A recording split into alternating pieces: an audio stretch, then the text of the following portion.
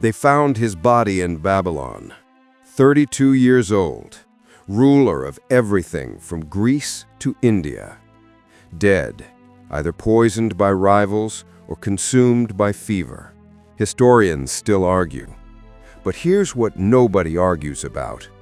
In just 13 years, Alexander the Great conquered more land than Rome did in 4 centuries. He crushed the Persian Empire, the superpower of his age, with an army outnumbered 3 to 1. He took cities that had never fallen. He turned enemies into brothers. He became a god in his own lifetime. How? Everyone thinks it was his army. They're wrong. Alexander's real weapons were 5 plays, 5 strategic moves so ruthless, so brilliant, they're still being studied by generals, CEOs, and world leaders 23 centuries later. Today, we're stealing every single one. This is the immortal playbook. Before Alexander was a legend, he was a problem. His father, Philip of Macedon, built the finest army in Greece. But when Philip was assassinated, Alexander inherited a kingdom surrounded by enemies. He was 20 years old, untested. The Greek city-states rebelled. Persia prepared to invade. Even his own generals whispered that he was too young, too reckless, too obsessed with glory. They were right about the obsession, wrong about everything else. Alexander had been trained by Aristotle, one of history's greatest minds. He studied every conquest, every failure, every tactical masterpiece from the past 1,000 years. He didn't just want to win battles, he wanted to rewrite the rules of winning itself. Wars, he knew, are won before the first sword is drawn. They're won in psychology, in preparation, in moves your enemy doesn't see coming until it's far too late. Here are his 5 plays. Play 1. Outflanking the impossible. The Tyre problem. In 332 BCE, Alexander stands on the coast of modern-day Lebanon, staring at the fortress city of Tyre.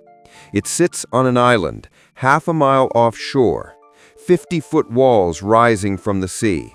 It's never been taken, never breached. His generals say, "We need a navy, we need years, we need to move on." Alexander says one word: no.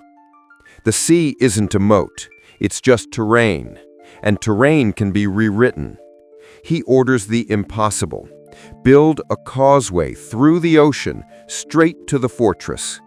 For 7 brutal months, under flaming arrows and crashing waves, his engineers pile stone after stone into the Mediterranean. Workers die by the dozens. Storms destroy weeks of work. But Alexander never wavers.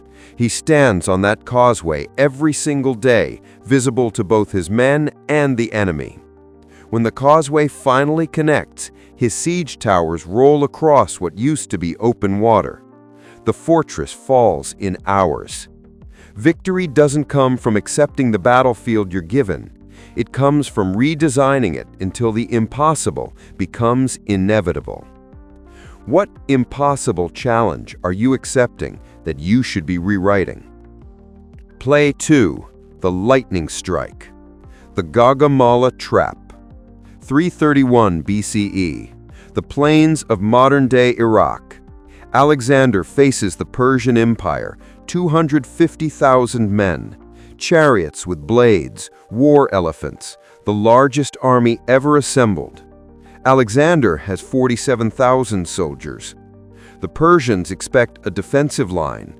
Instead, Alexander builds an impenetrable phalanx, a wall of shields and 18-foot spears. They attack exactly as he predicted, committing everything. And that's when he strikes. He leads his elite companion cavalry around the side, full gallop, punching straight through the Persian line, directly at King Darius himself. The Persians are crushed between Alexander's unmovable wall and his unstoppable charge. Darius panics, flees. The Persian Empire collapses. Speed and timing beat size and strength. Let them see the wall. Never let them see the hammer until it's too late. Where in your life were you telegraphing every move? What's your hammer, and when will you swing it? Play 3. The Fusion Command. The Marriage Strategy. After crushing the Persians, Alexander does something shocking. He doesn't execute their leaders. He doesn't burn their cities. He marries Roxana, a Persian princess. He hosts a mass wedding where 10,000 of his soldiers marry Persian women. He adopts Persian dress. He appoints Persian governors. He invites former enemies into his inner circle as equals. His generals are furious. They shout, "You're one of us. Why are you honoring them?" Alexander answered, "There is no us and them anymore. There's only we." He understood what most conquerors never grasp. Fear creates rebellion, but fusion creates loyalty. He wove Greek, Persian, Egyptian, and Indian cultures into something new, a cosmopolitan empire where talent mattered more than bloodline. Enemies became allies. Conquered cities flourished. He didn't just conquer territory, he built a civilization. The greatest victories don't come from crushing opponents. They come from turning competitors into collaborators. Who's your enemy that should be your ally? Play 4. The Prophecy Gambit. The God King move. Before invading Persia, Alexander marches across the Libyan desert to visit the Oracle of Siwa. The oracle greets him privately. No one knows what's said. When Alexander emerges, he declares, "The oracle has confirmed it. I am the son of Zeus Ammon." His generals think he's lost his mind, but his army's morale skyrockets. They're no longer fighting for conquest, they're fighting for destiny. Cities surrender, enemies hesitate. Because how do you kill someone chosen by Zeus himself? Alexander weaponized mythology. He knew humans don't just follow power, they follow story. Control your narrative. Brand yourself with a destiny so compelling that reality bends to match it. What story are you telling about yourself? Are you writing your myth or letting others write it for you? Play 5. The Relentless Advance. The India Stand. 326 BCE. The Hydaspes River. Alexander faces King Porus and war elephants, massive beasts in armor, trained to crush infantry and terrify horses. His cavalry won't charge. His men are exhausted. It's monsoon season. Some are ready to mutiny.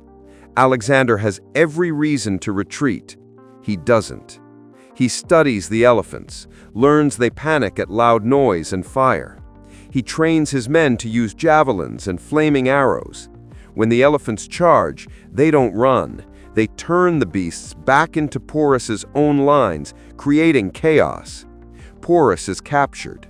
Alexander asks, "How should I treat you?" Porus replies, "Like a king." Alexander does exactly that, making him an ally and earning India's respect. When faced with overwhelming odds, refuse defeat.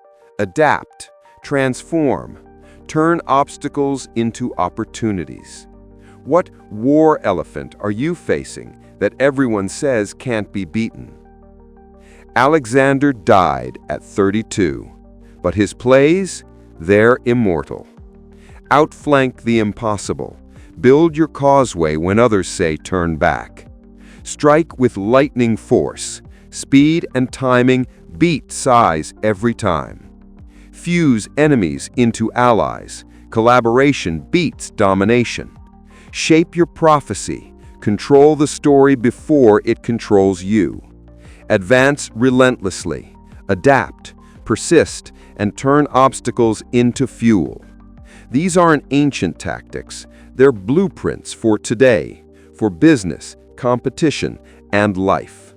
The only limits that matter are the ones you accept. So here's your mission. Pick one play, run it this week, and then come back and tell us what happened in the comments. Subscribe for more unstoppable strategies from history's supreme minds. Your empire is just beginning.